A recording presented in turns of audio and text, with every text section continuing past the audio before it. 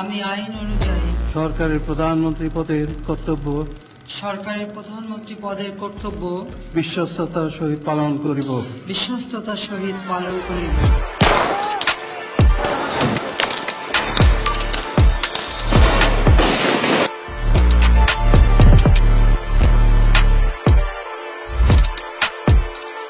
আমি সংবিধানের রক্ষণ, সমর্থন ও নিরাপত্তা বিধান করিব।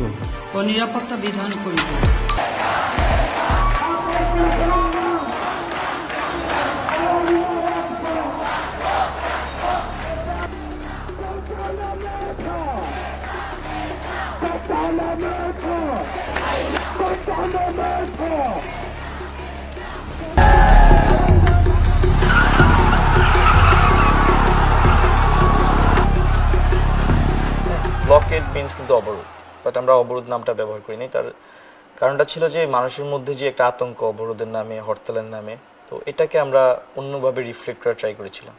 আমরা কর্মসূচির দিন প্রচার করেছিলাম যে এই কর্মসূচি এমন কর্মসূচি যার মধ্যে দিয়ে আমরা জনমত তৈরি করব।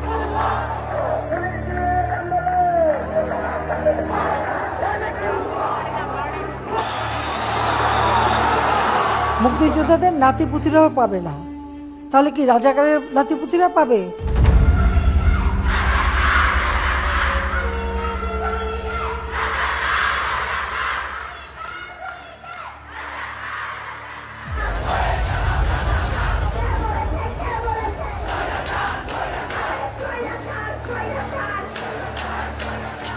আমাদেরকে রাজাকারের নাতিপুতি বলে, তখন কিন্তু ওই অপমান বোধটাই সবার আসলে ট্রিগার্ড হয় এবং সবাই কিন্তু আসলে অপমানিত হয়েছে। যেটা কোটা বিরোধী সংস্কার আন্দোলনের কতিপয় নেতা যে সব বক্তব্য রেখেছে তার জবাব দেওয়ার জন্য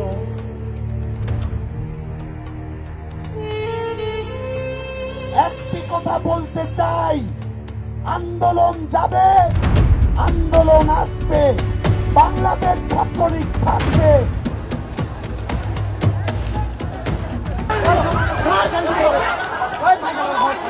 আমাদেরকে ছাত্রলীগ মারছে, আমাদের বাজেভাবে পিটাইছে, রক্তাক্ত করছে, কিন্তু আমরা যেটা করেছি 15 তারিখ রাতে আবার ক্যাম্পাসে প্রবেশ করে আমরা কিন্তু কর্মসূচি ঘোষণা দিয়েছি 16 তারিখ বিক্ষোভ মিছিল ও সমাবেশ শহীদ মিনারে।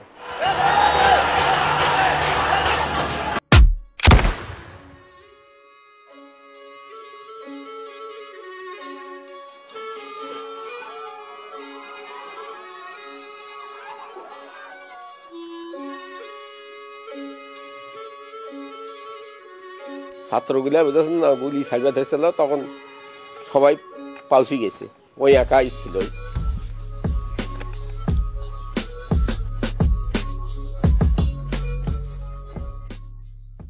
কষ্ট লাগে না? চলে সব সময় মনে হয়, খাতে নিতে সব সময় মনে হয় ঘরে দুয়ারে বেড়া আছে, ঘরে সঞ্চয় মঞ্চে কলে করে আশেপাশে বেড়া আছে, সব সময় মনে হয়।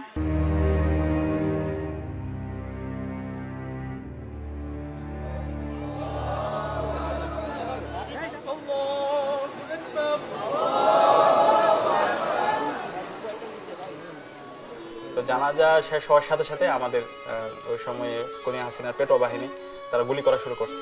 গুলি করা শুরু করার পরে সাথে সাথে সবাই একদম ছিন্ন বিচ্ছিন্ন হয়ে যায়।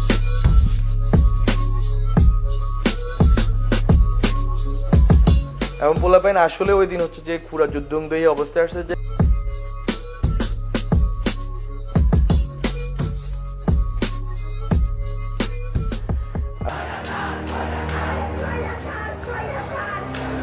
যখন আন্দোলনটা বেগবান হচ্ছে ওই সময়টাই শাহবাগের একদম এক্সেসটা বন্ধ করে দেওয়া হলো, হল থেকে লীগের পেটোয়া বাহিনী সবাইকে বের করে দিল।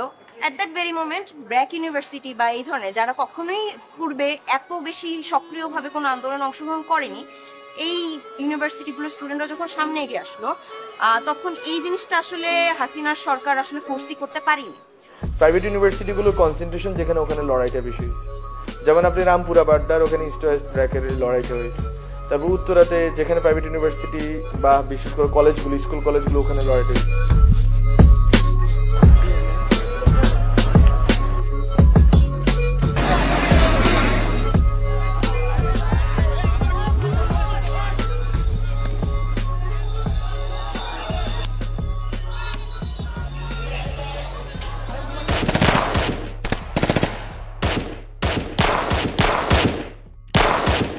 বাকি ছি ছি হাসি না, লজ্জায় পাচ্ছি না। মনে করো রবার্ট বুলি আছে না, রবার্ট বুলি খালি ছিটটা ছিটটা জায়গায় লাগছে। তো ওই সময়ের একটা ঘটনা, যে একটা টিয়ার সেল মাদ্রাসার সামনে, মসজিদের সামনে এসে পড়ে, ধোঁয়া উঠতেছে। আমি দৌড়ে গিয়ে সে টিয়ার সেল নিয়ে আবার উল্টা দিকে তাদের ছড়ে মারি। যদিও টিয়ার সেলটা বেশি দূর যায়নি, কিন্তু মানে আমার সাহস এমন মানে বেড়ে গেছে যে তারা আমাদের দিকে মারবে, মুসল্লিদের দিকে মারবে, আমরা এভাবে বসে থাকবো, এটা হতে পারে না।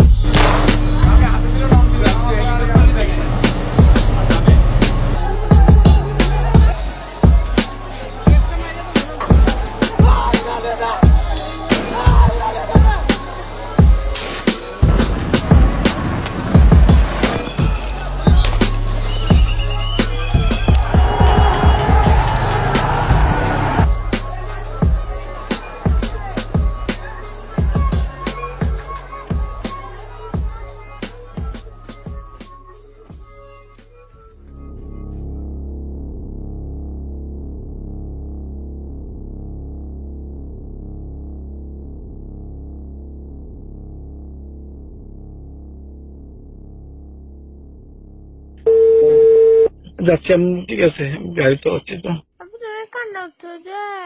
হ্যালো, আমি ওনার মিসেস বলতেছি। জড়িত না?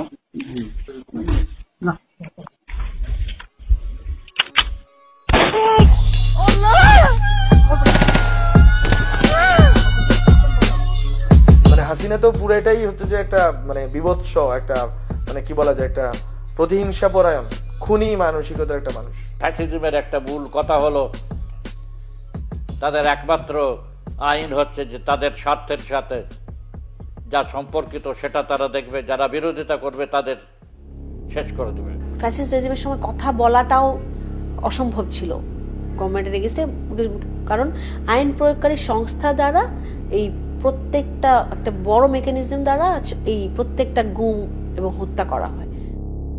এমনও সিক্রেট ডিটেনশন সেল যে ডিসপোজ করা হয় এমনভাবে যে তাদেরকে লেথাল ইনজেকশন দিয়ে শ্বাসরোধ করে মেরেও ফেলা হয়। মেরে ফেলার পরে ডেড বডিকে আসলে ওজন দিয়ে, ভার বস্তা দিয়ে বেঁধে নদীতে, মাঝ নদীতে, মাঝ সমুদ্রে যে ফেলে দেওয়া হয়। হাজারো অগণিত মানুষের সাথে এটা করা হয়েছে। আমি তো শুনছি, তো দেখি নাই। আমি আর পারি না ও আব্বা, আপনারা আমার একটু শান্তি করে দেন না ও আব্বা, আমার একটু শান্তি করে দেন আব্বা।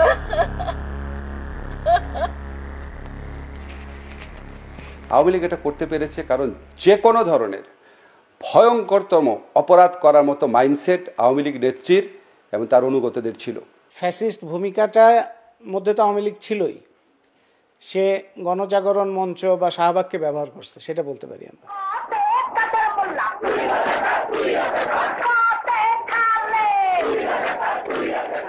এবং ওইটা আওয়ামী লীগ তখন খুব দ্রুত, এটা আওয়ামী লীগ খুব দক্ষ এইসব বিষয়ে, পুরো জিনিসটা তার দখলে নিয়ে আসা। হেফাজতে ইসলাম ঢাকায় তাদের সমাবেশ করতে এসে গণহত্যার শিকার হলো।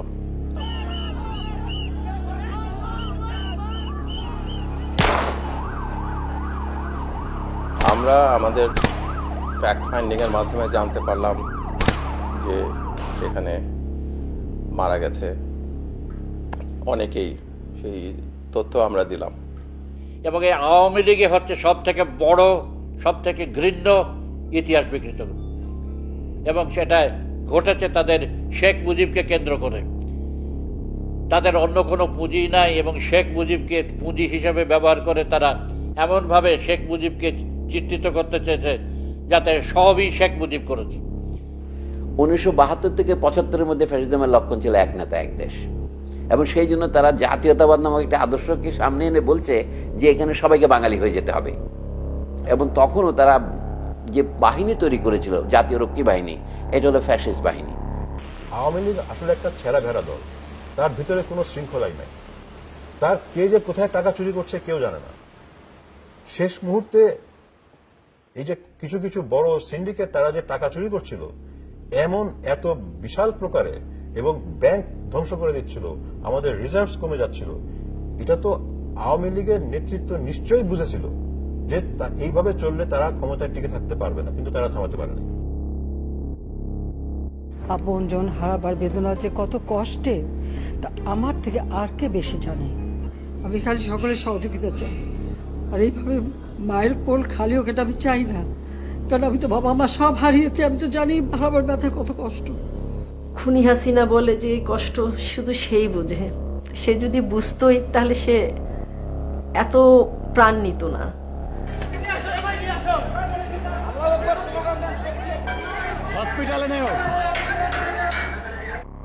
আমার ছেলেকে দেখলাম রেখে গেল একটা পায়ের উপরে, অনেকক্ষণ পর 30-35 জন এপিবিএন এবং মনে হয় 2 জন পুলিশ কর্মকর্তা, 2 জনকে একজন ছিল যার নেতৃত্বে এটা হচ্ছিল। ওই ভিডিওটা আমি অনেক কষ্টে ওনাদের কাছ থেকে কালেক্ট করি, কারণ তখনও তো আসলে একটা ভয়ের, একটা ভীতির জায়গা ছিল, কেউ মুখ খুলতেছিল না। আসলে এই দৃশ্য যে কোনো মা, যে কোনো ভাই, যে কোনো বাবা বোন দেখে তো সহ্য করতে পারবে না। পুলিশ, আমলা, সামরিক বাহিনী, আদালত, যত রকম আছে, তার রাজনৈতিক দল, তার ছাত্রলীগের ঠেকাটে বাহিনী, সব দিয়ে এমন অবস্থা করে রেখেছিল যে এমনি সাধারণ কোনো আন্দোলনের মাধ্যমে, নির্বাচনের মাধ্যমে তো নয়, সাধারণ কোনো আন্দোলনের মাধ্যমেই তাকে ফেলা যেত না।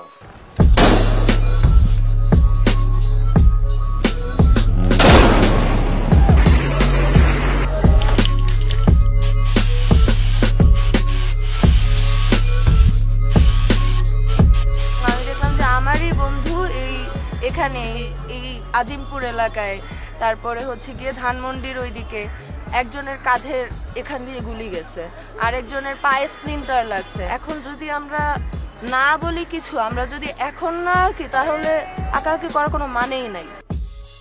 মানুষ তার বাসাটাই বলা শুরু করছে, কারো আদো আদো হাতে লেখছে, কেউ হচ্ছে যে হয়তো পারতো আঁকতে পারতো তারা আঁকছে, কেউ হয়তো বুঝতে পারছে, ফেসবুকে কিছু কিছু হয়তো ন্যারেটিভ, কিছু কিছু হয়তো ইউটিউবে কিছু ন্যারেটিভ চড়াইছে, ওই কথাগুলো লিখে দিচ্ছে দেয়ালে।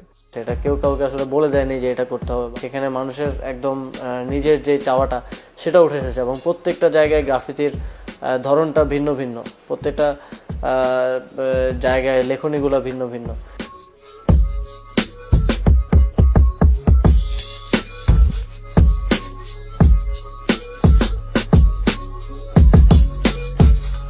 একদিকে একটা প্রবল সবার মধ্যে একটা ক্ষোভ যে আমাদের ভাই মারা গেছে, আমাদের বোন মারা যাইতেছে, আরও মারা যাইতেছে, সবাইকে গ্রেফতার করতেছে, শিল্পী গ্রেফতার হইতেছে, মানে তখন আবার হান্নানও গ্রেফতার হয়েছে আন্দোলনের সময়। তো তখন এই যে পুলিশের বা এই আওয়ামী লীগের দানবীয় যারা গুন্ডা বাহিনী, তাদের যে এই অত্যাচার, এইটার মধ্য দিয়ে আসলে প্রকাশ পাইছে যে মানে মানুষ একটা মানে দানবের কোল ঘেঁষে আছে, মানে কোলের মধ্যে জনতা রয়ে গেছে, রাষ্ট্র আর রাষ্ট্র হয়ে উঠতে পারে না।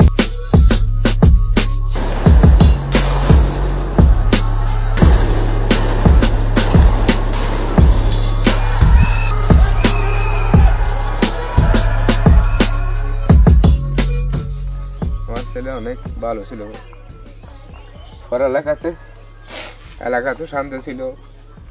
এটা বললো তো আমার ভাই আর কথা বলা হবে না, আমার অন্যদিকে আমার প্রশ্ন করতে পারে। আমার মনে হয় না মানে মরে গেছে, সেটা মনে হয় না, মনে হয় এখনো চট্টগ্রামে আছে, আসবে এরকম। এই পৃথিবীটা যদি বিক্রি করা লাগতো, আমি ওনার মৃত্যুর আগে জনের আগে চলে আসতাম। 6 ঘন্টা লাগাতে না মাত্র সৌদি আরব আসতাম।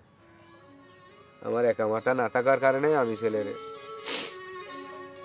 জনের আগে।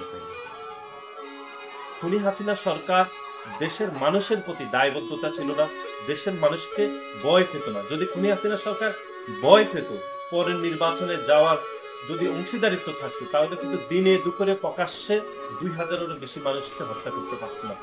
আমরা ইন্টারনেট বন্ধ করতে বাধ্য হই। 4G আমরা কিছুটা আমরা কমিয়ে 2G-তে নিয়ে আসলাম। কেন নিয়ে আসলাম? কখনো ইন্টারনেট শাটডাউন হয়নি। আমরা ইন্টারনেট বন্ধ করিনি, ইন্টারনেট বন্ধ হয়ে গেছে। কিন্তু যখন ইন্টারনেট শাটডাউন করে দিল, এটার ফলে যেটা হয় যে একটা হিউজ সোশ্যাল মুভমেন্ট আপনার ডায়াসপোরা সেকশনে, মানে আমাদের বিদেশিরা করেছিল। দুবাইয়ের বিভিন্ন শহরে বিক্ষোভ মিছিলের অভিযোগে 57 জন প্রবাসী বাংলাদেশিকে গ্রেফতার করেছে দেশটির পুলিশ।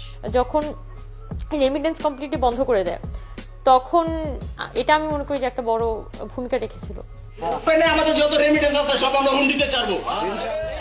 আন্দোলনের টাইমে যখন নেট অফ করে দিল, অনেকে হচ্ছে সার্ভার বানাইছে, সার্ভার বানায় ইন্টারনেট ছাড়া যোগাযোগ কিন্তু রাখতে পারছে। হ্যাঁ, আমি যেমন এটা যখন দেখলাম আমি ওয়াও, সরসারি। শেখ হাসিনা এই ভুলটা, মানে এটা হচ্ছে ভয়ঙ্কর ভুল হয়েছে। সেটা হচ্ছে যে ছাত্রদেরকে মানে এক ধরনের একটা ক্যাটাগরি আকারে পুরা বাংলাদেশে তাদেরকে গ্রেপ্তার করা। ব্লক রেড যেটা শুরু হয়েছে, 10,000 স্টুডেন্টকে আপনি মানে উইদিন 2 or 3 ডেজের ভিতরে আপনি গ্রেপ্তার করে ফেলবেন। অভিভাবকরা দেখতেছে রাত্রে নাই দিন নাই হচ্ছে যে নক করা হচ্ছে আর তার ছেলে মেয়েকে তুলে নেওয়া হচ্ছে। মানে আমার দরজায় অনেক হচ্ছে লাথির আওয়াজ, আমি অনেক ভয় পেয়ে যাই ওই টাইমে। পরে ধাম করে দেখে হচ্ছে আমার দরজা ভাঙা হয়। দরজা ভাঙার পর ভিতরে ঢুকে 4-5 জনের মতো ভিতরে ঢোকার পর আমার উপরে গান তাক করার পর আমার উপরে একটি ফায়ার করা হয়। তখন আমি চিৎকার করে উঠছি, তখন ওরা আমার মাথায় পিস্তল ধরে বললো এখন 144 ধারে চলছে, আপনাকে এখানেই আমরা মেরে রেখে যাব, একটাও সাউন্ড করবেন না, একটাও চিৎকার করবেন না। This was the last blow Hasina, যেটা এই জন্য। এবং এখন তার জামাত শিবির বলা যায়, জামাত শিবির রাজাকার বলার খেলা তো 14-15 তারিখ শেষ। রাজাকার যখন আপনি বলছেন,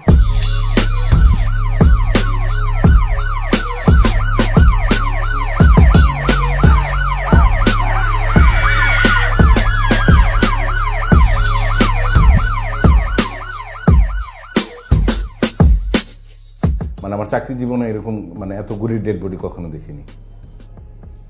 সবসময় তো আমরা এগুলো কাজ করে অভ্যস্ত, কিন্তু যারা এখানে ভুক্তভোগী তারা তো কখনো এরকম অভ্যস্ত না।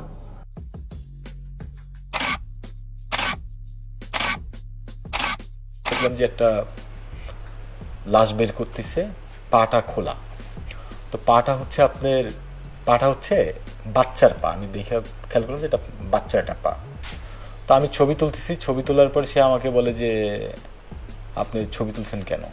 মানে আমার মেয়েকে যদি আপনি ফিরিয়ে দিতে পারেন তাহলে আপনি ছবি তুলেন, না আমার মেয়ের ছবি তুলেন না আপনি। তো ওনার সাথে আসলে আমি কথা বলার সাহস পাচ্ছিলাম না। পরে ওর একটা লোক ওনার সাথে আসছে, ওনাকে আমি জিজ্ঞেস করলাম ভাই আপনার কি হন, কি ঘটনা? তখন বললো যে ওর নাম হচ্ছে রিয়া গো, ও সাদে খেলা করতে গেছিল, তখন ওর মাথায় গুলি লাগছে।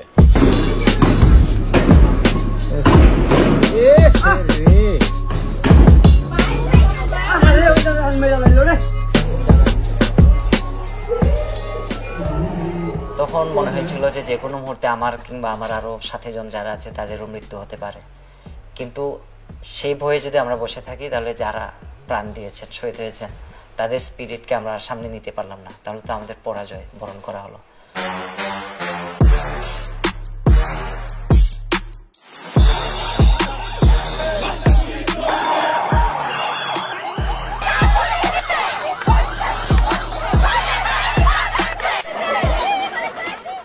মানে যেই সপ্তাহে হামলা হয়েছে 15, 16, 17, 18, 19, এই শুক্রবার পর্যন্ত হচ্ছে কারফিউ, শনিবার থেকে কারফিউ হচ্ছে।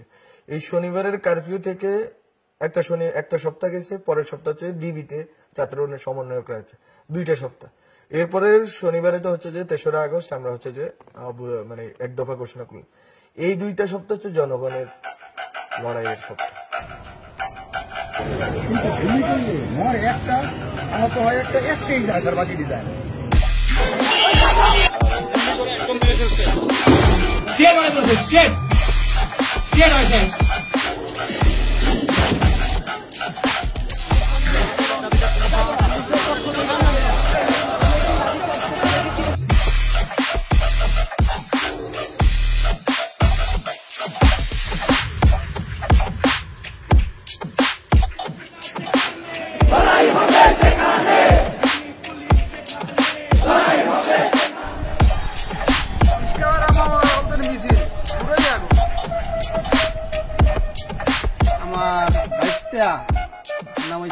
বীর পুলিশের সামনে দাঁড়াইয়া বলছে পুলিশ ভুয়া ভুয়া ভুয়া এটা শঙ্করে।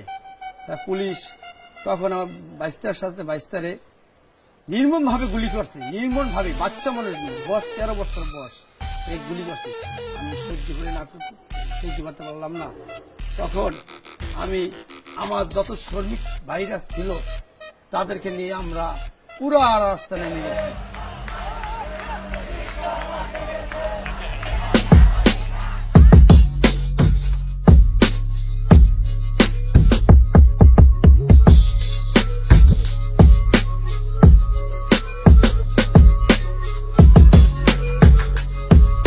মানে খুবই অন্যরকম, মানে মিছিলটা কিন্তু খুবই ভাইব্রেন্ট ছিল এবং প্রত্যেকটা মানুষ স্লোগান দিচ্ছিল। এবং আমার মনে আছে যে আমি যখন মিছিলটার ভিতরে ঢুকছি তখন দেখি যে মোটামুটি এটা হচ্ছে চলচ্চিত্র কর্মীদের মিছিল। সেদিন আসলে আমি টের পেয়েছিলাম যে এটা হচ্ছে শেখ হাসিনার একদমই লাস্ট যে খুঁটিটা, যেটা আসলে মানে একদমই থাকে না যে একটা রেজিমের আসলে কোন কোন গ্রুপগুলা, কোন কোন সাপোর্ট বেসগুলো আসলে নাই হয়ে যাইতে হয় একটা রেজিম ফল করার জন্য। এটা হচ্ছে একদম লাস্ট অফ দ্য লাস্ট। ওই দিনের পর থেকে আসলে হয়তো মুখে কেউ ঘোষণা দেয় নাই, কিন্তু এই ব্যাপারে ছাত্র সমাজের একটা কনসেনসাস ছিল। কারণ 2018 সালের যে কোটা আন্দোলন, 2018 সালের যে সড়ক আন্দোলন এবং 16 বছরের স্বৈরাচারের সবটা মিলিয়ে যেই ক্রোধ, ক্ষোভ, ঘৃণা তৈরি হয়েছিল, তার একটা উদ্গীরণ যে এবার ঘটতে যাচ্ছে সেটা খুব স্পষ্ট ছিল।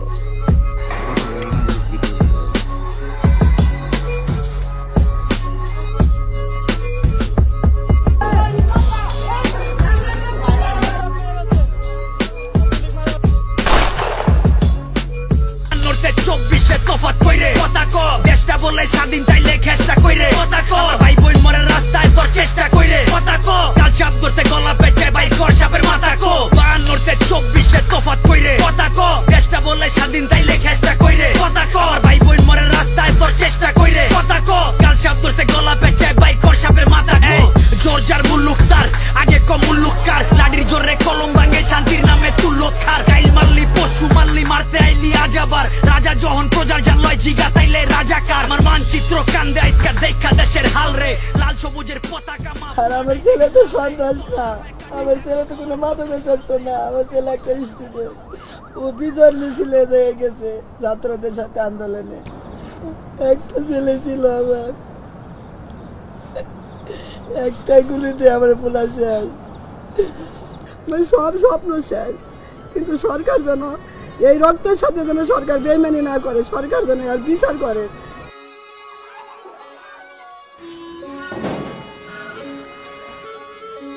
তিন রাস্তার মোড় থেকে হাঁসের ডিমটা নিয়ে আসতো, 2টা ডিম আনতো, দুটোটাই আমি কি বলবো, তুমি একটা খাবো না, না বা আমি খাই, তুমি আর কদিন বাঁচবো, দেখুন তো তুমি আর কদিন বাঁচবো, তুই তো গেলি যাবে না, আর তুই তো গেলি গা। আমি আমার ছেলে নিরীহ ছেলেটা কেন মারা হইল বিচার চাই। তুলে যারা অগটিকারী দেশ পোস্ট মাইরা, ছাত্র দিছে ভাষাই না দেশ বানাইছে ছাত্ররা, যেই হাতে কলম খাতা ওই হাতে দেশ হাত করা, মুক্তির লেগা যুদ্ধ কইরা মুক্তি নাই তোর মিলল কই, ভাষার লেগা লইরা যদি বোবা হয়ে পইরা রই, এই বেটা তোর যুক্তি কই, মিরা মিরা যত উক্তি কই, দেশের মেরুদণ্ড